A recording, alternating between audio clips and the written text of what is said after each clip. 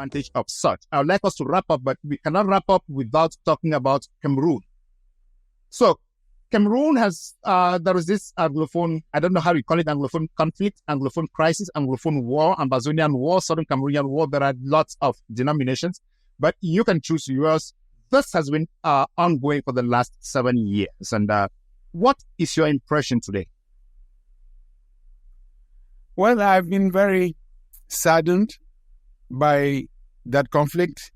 I have lost relatives because of this conflict.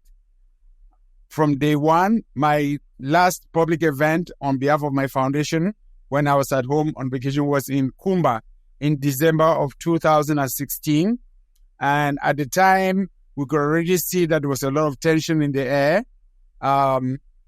In 2013, 3 years prior, I had put out a little book on the Cameroon of tomorrow in which I had already hinted that I was getting a sense that there was a lot of restiveness in the Anglophone regions of the country about how Anglophones were being treated.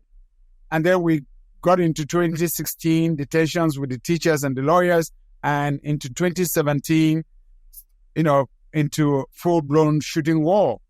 And it's been most unfortunate because my position from day one has always been, and a position that I shared openly on multiple platforms here as well as in Cameroon, was that the grievances are very legitimate.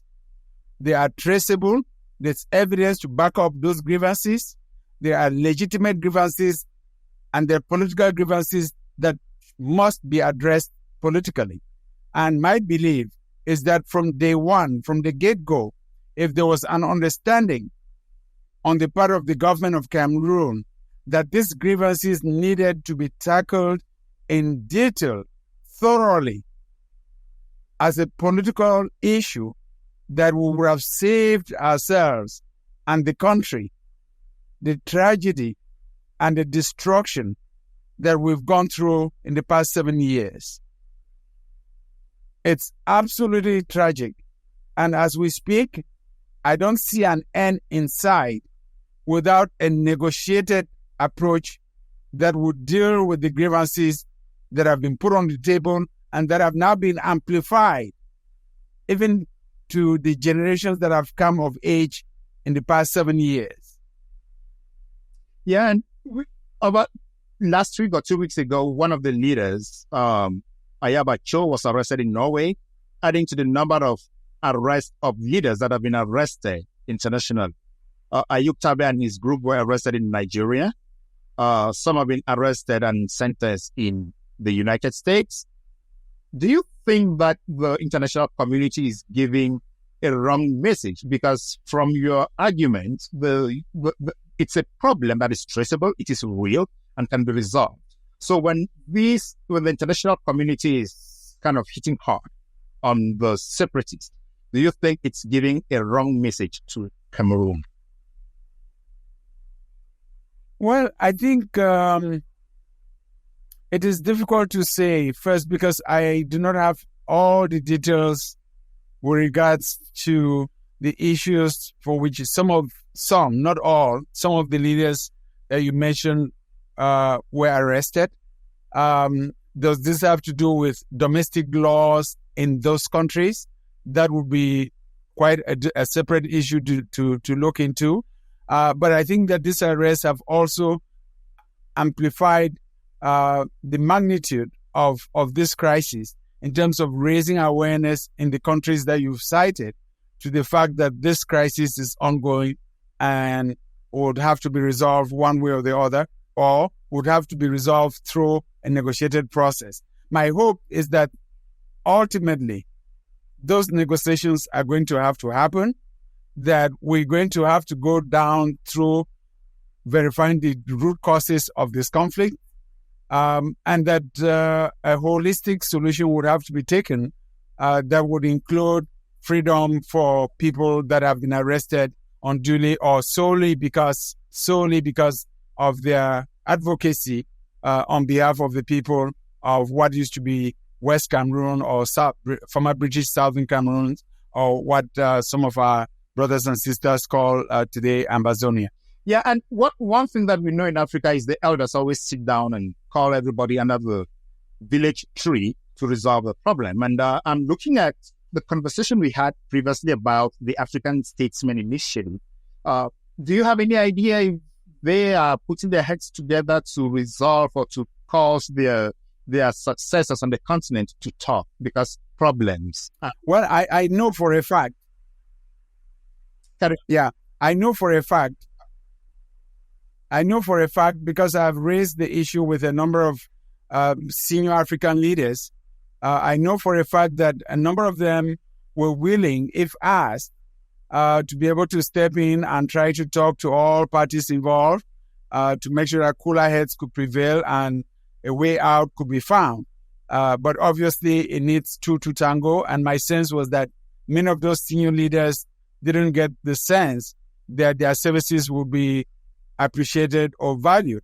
But ultimately, we're going to have to seek recourse with leaders who can be fair-minded and who can take the time to sit down and walk everybody to the place that would find compromise and a way out of this crisis. That said, I must also hasten, and I've shared this with some diplomats, in a way of saying the sooner we can bring this crisis to an end, the better, because the generation that was active in the politics of the country at reunification in the 60s, that generation that had some moral sway, that could say in our African culture and African tradition, I am your uncle, I fought hard for this thing, I believed in it, so please, let's not break it. That generation with people like late Cardinal Toomey, former Prime Minister Chidi Achu, the Munas, the Fonchas, the Fonmuketes, that generation, the Indelis, that generation is going. And the more that generation leaves, the fewer people we're going to have that have any moral authority over the younger generation. So it is in our interest, it is in the interest of the government to take all steps possible.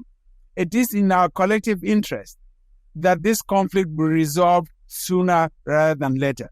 Because if all of that generation goes, nobody's going to have the moral authority to speak to the younger generation. And then you have people who, in talking about the grievances, not only list the grievances as they were by 2016, but those grievances now exacerbated by the killings and destructions that have taken place in the past 7 years. And so that's really a clarion call that I put out there, and my appeal to everybody who is Cameroonian or a friend of Cameroon, for members of the diplomatic community and countries that see themselves as partners of Cameroon, that we have to do everything possible to bring this senseless war, this conflict to an end. And I hope that happens sooner rather than later. Thank you. And we're talking about something that could easily move into another situation that could make it worse. Because as we all know, everybody has a shelf life, and we expire. It's natural. And Cameroon is at a point where the transition is mandatory. People are looking up to the transition. And do you think that the way things stand, if there is supposed to be some transition at this material moment because the head of state bows out, do you think that could lead to another conflict in the country?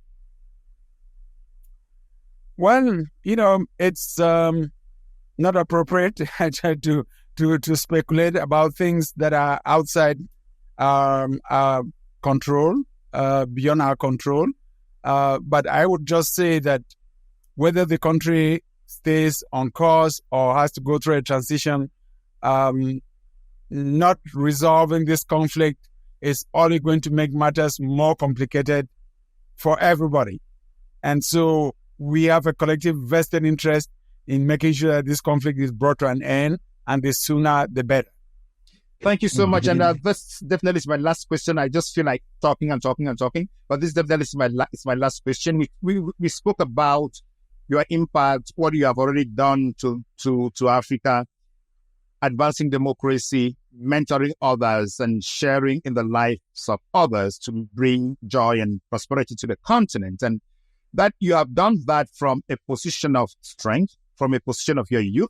Now, with all this experience that you have, in 2018, I read a lot of newspapers in Cameroon that said some people wanted you to be the president of the republic. Don't you think it's time for you to take that mantle to do the right or to implement what you have been telling others to implement?